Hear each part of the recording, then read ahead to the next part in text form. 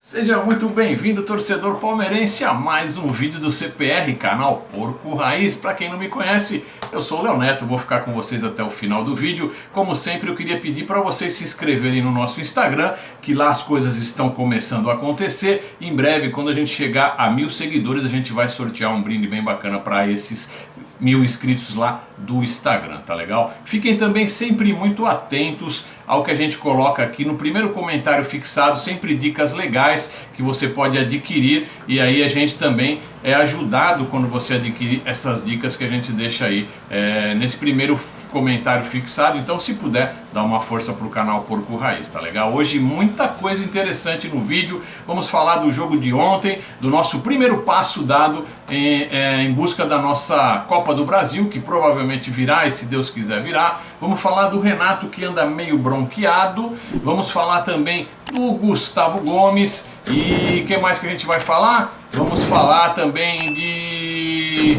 esqueci, mas vamos pro vídeo.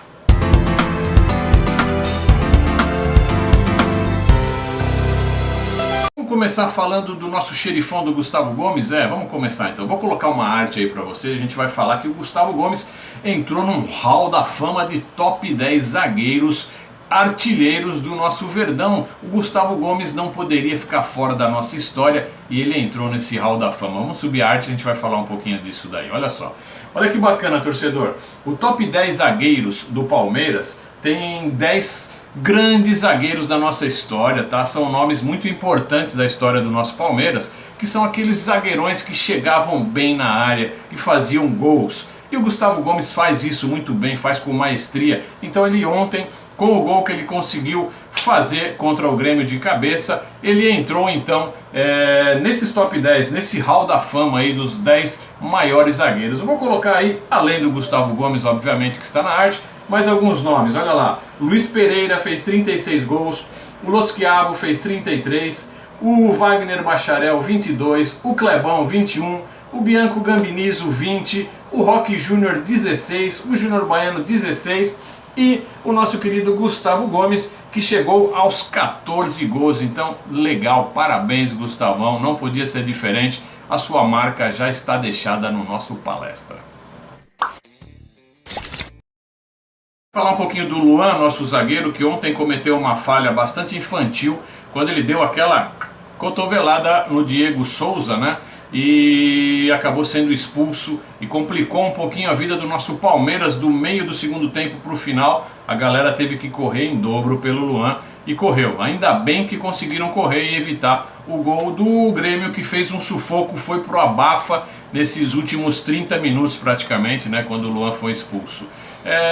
A gente comenta muito do que o Luan sempre deixa uma marcazinha dele nos jogos importantes, né? Ou faz um pênalti, ou faz uma falta, como foi ontem. Enfim, o Luan sempre dá uma vacilada. E eu estava vendo o site da UOL e achei bem interessante uma pesquisa que eles estavam fazendo para quem seria o substituto ideal do Luan. Eu dei lá o meu clique na pesquisa e copiei para vocês darem uma olhada. Olha nessa arte que interessante. Vamos ver se todos vocês concordam com a eleição do cara que teria que vir fazer dupla de miolo de zaga com o nosso querido Gustavo Gomes. Dá uma olhada nessa arte.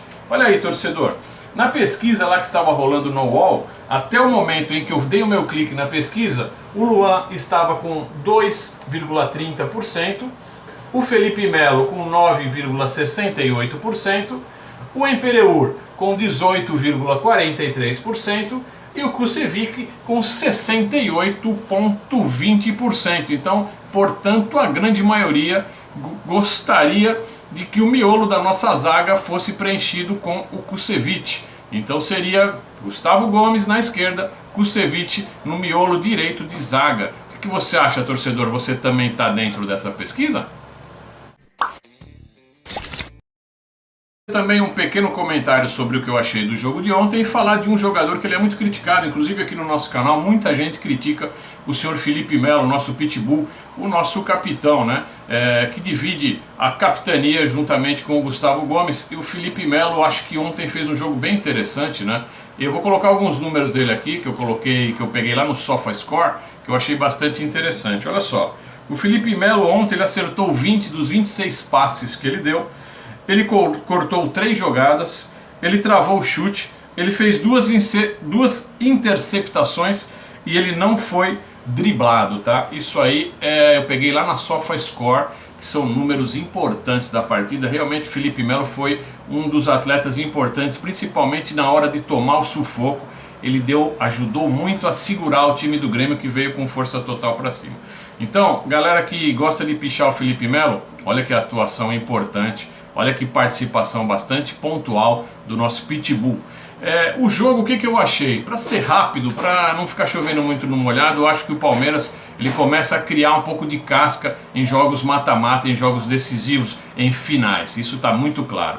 É claro que o Palmeiras não tem aquele futebol vistoso, aquele futebol bonito, aquele futebol de toques rápidos, de aproximação de linhas, aquilo que a gente sempre pede aqui no canal e que a gente quer ver. Mas é fato que o Palmeiras está muito mais preparado para chegar e chegar bem nas finais, que foi o que aconteceu ontem. O Palmeiras não jogou bem, não jogou bonito, tá? No primeiro tempo fez um primeiro tempo melhor, regular, e fez o que tinha que fazer, fez a lição de casa.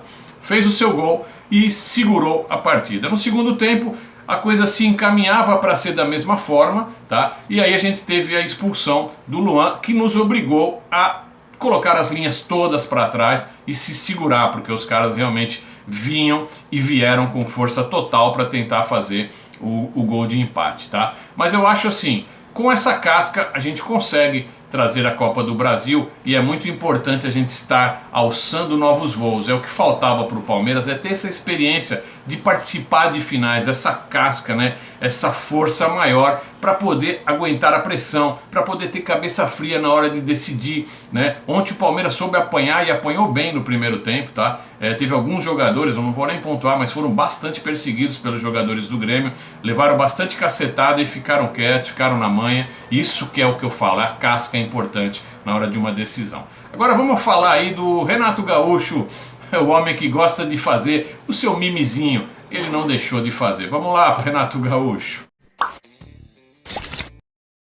O Gaúcho, ultimamente, ele tem vindo a público nas suas coletivas defender, como sempre fez, defender muito o seu time, porque o time dele não está rendendo como sempre rendeu, né? O Renato Gaúcho sempre jogou de uma maneira ofensiva, de uma maneira vistosa. Ele sempre falou que o futebol do Grêmio era o futebol mais aguerrido e mais pontual do Brasil, né? Era o futebol mais agudo, o time que jogava de maneira mais aguda, ia para cima, buscava gols todo o tempo. Isso não vem acontecendo já há algum tempo. E ele vem cheio de desculpas nas suas coletivas e ontem não foi diferente. Ontem, quais foram os argumentos do Renato Gaúcho? Primeiro, ele viu o pênalti do Gustavo Gomes em cima do PP, pênalti que todos nós sabemos que não existiu, porque o Gustavo Gomes sequer estava olhando para quem estava atrás dele. Ele deu um passo para trás e sem querer pisou no pé do PP, e quando ele pisou, isso está claro na filmagem, quando ele sente que ele está pisando em alguma coisa, ele tira o pé imediatamente. Então há pênalti e há falta quando há intenção de fazer alguma coisa.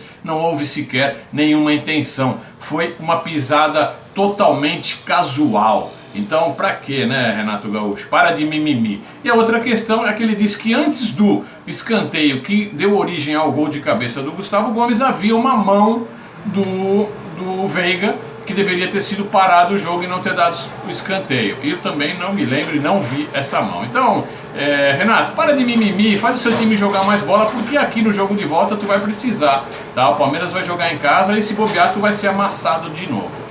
O que eu achei legal é que os comentaristas da mídia tradicional também estão achando que o Renato está cheio de mimimi, que ele está muito mimizento. E isso eu achei bastante importante, né? Nem sempre a mídia tradicional picha o Palmeiras, né? Ontem eu vi algumas enquetes, algumas lives, onde o pessoal estava achando que o Renato Gaúcho estava forçando um pouco. E é isso, torcedor, demos o nosso primeiro passo, vamos aí para mais uma semana, temos jogo na quarta-feira contra os Curica, vamos para frente, domingão a gente tem que levantar essa taça, avante palestra.